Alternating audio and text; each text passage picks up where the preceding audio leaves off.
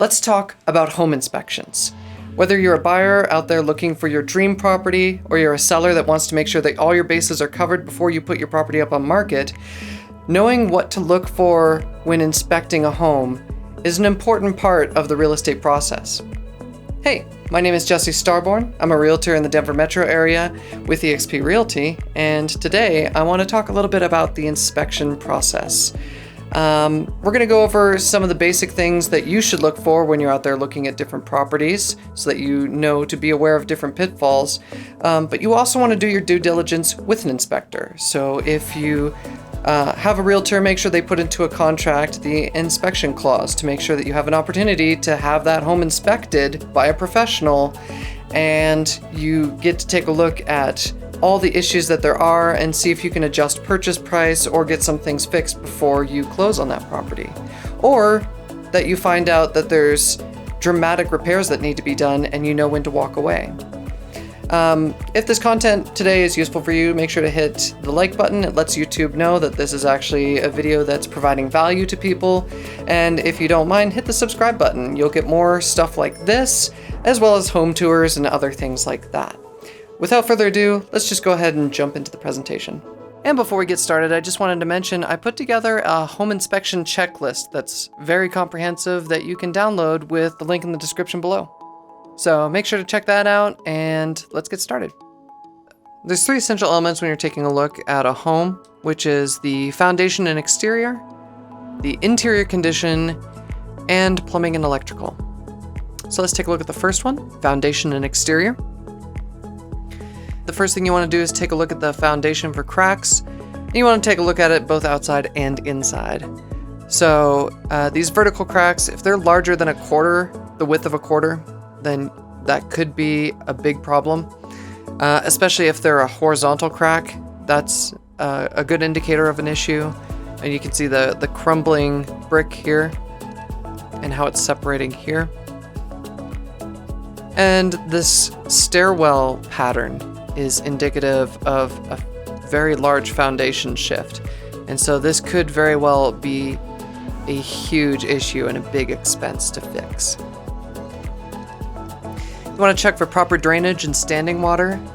A lot of foundation issues are caused by standing water or by shifting earth. So you want to definitely make sure that if you have these gutters that they extend away from the house and that your landscape is graded in such a way that it takes water away from your foundation. You want to look for loose siding or bricks. You can see here that stairwell pattern again. But again, even if bricks are just coming loose, especially if they're separating away from windows or other things on the house, and if siding is coming loose like this, it could be indicative of a bigger problem. When it comes to your roof, you want to look for misshapen, sagging roofs or loose shingles. So you can see on the right-hand side here, these are pretty old and definitely coming due for a replacement here. And then on this side, this might not look too bad at first, but you can see the roof rafters here extending up. And you can see in between the roof rafters, the roof is kind of sagging in between them. And so that could indicate that the roof has an issue, or that there's actually a foundation issue as well that could cause that. Definitely something that you want to have an inspector take a look at. Moving to the next one, interior condition. And so again, you'll find a lot of these things kind of repeat throughout these different sections, but you want to look for cracks, sagging, or water damage in walls and ceilings. So these horizontal cracks are definitely bad news. Make sure to have the home inspected if you see anything that looks like this. Obviously, if the ceiling is falling down, you probably want it taken a look at and see why exactly that's happening. And then this here is just an example of what water damage in a ceiling looks like. And you can see like even the drywall seam is split here, and you can see the water pooled around this pot light. And so that could cause issues with electrical, it can cause structural issues, so make sure to get that checked out. Your floors, look for uneven, spongy, or separating floors. You can see with this one here, the hardwood is actually separating, and that could mean that the subfloor wasn't done well, or just the flooring wasn't installed right. That's definitely an issue, and that floor is a safety hazard and definitely is something that will need to be looked at some point. Sooner than later. Spongy floors or uneven floors, a lot of old houses are going to creak and moan as you walk around on them, but you're looking for floors that feel like they give beneath your feet. And if that's the case, there could be an issue with the subfloor or with the structure in general. So you definitely want to get those checked out. And you also want to make sure that your dryer is properly vented and to check your kitchen vent if you have gas appliances. With your kitchen vent, you can see this is from one of the home tours that I did. And this is a microwave range hood combo, and it is actually vented to the outside, which is great. You just want to make sure that the filter gets checked and that it actually does vent outside if you have gas. When it comes to your dryer, you want to make sure that your dryer vent isn't crushed like this. That could create an overheating scenario with your dryer.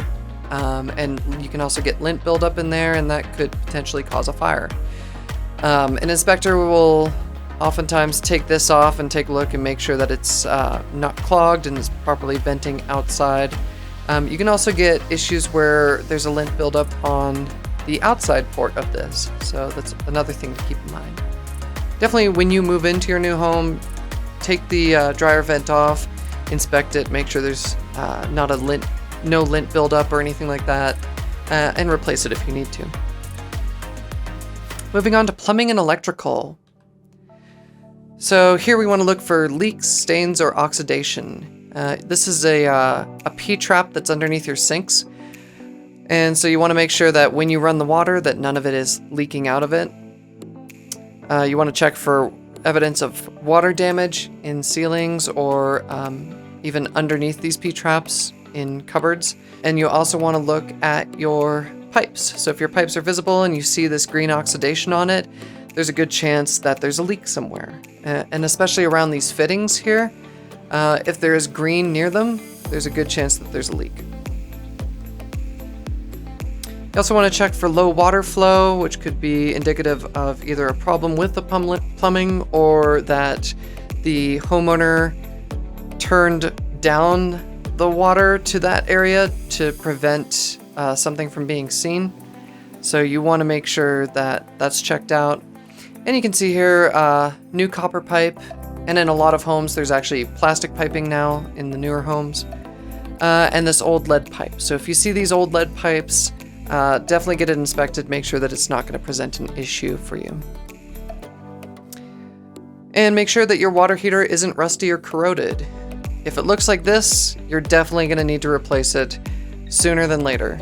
You also want to look for any evidence of rust or corrosion around where the pipes come into it, because that could be indicative of a bad water heater or some other problem with it.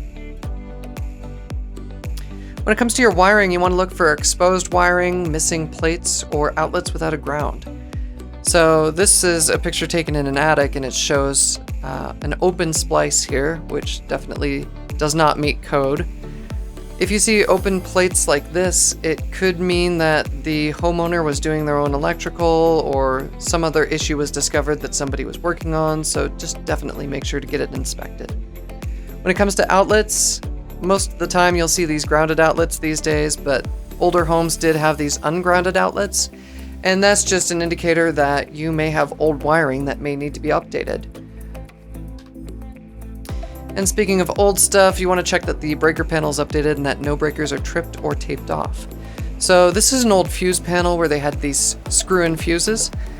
There's nothing specifically wrong with that, but it's very old and it should be updated to modern breakers. If you see it, make sure that an inspector takes a look at the wiring and lets you know if anything needs to be updated. When it comes to these breakers, you want to check to make sure that none of them are tripped. If they're tripped, they won't be in the on position or the off position. They'll be in the middle. They'll be just kind of floating in the middle. And so if it's tripped and nobody's touched it, that may be an issue with that circuit. And if it's taped off by a homeowner or somebody else, that also could be an indication that there's a problem with that circuit. And so that's definitely something that an inspector and an electrician should take a look at. And again, to best protect yourself and your investment, always get an inspection. A certified inspector is going to make sure that you know exactly what you are signing off on when you're making the biggest purchase in your life. Keep in mind, all these things are just basic inspection items, and if you have a certified inspector come out, they're going to do a much more in-depth look at the home to make sure that you know of any problems that might crop up. And hey, if this was useful, make sure to hit the like button, subscribe if you want to see more content like this, and we will see you next time. Thanks for watching.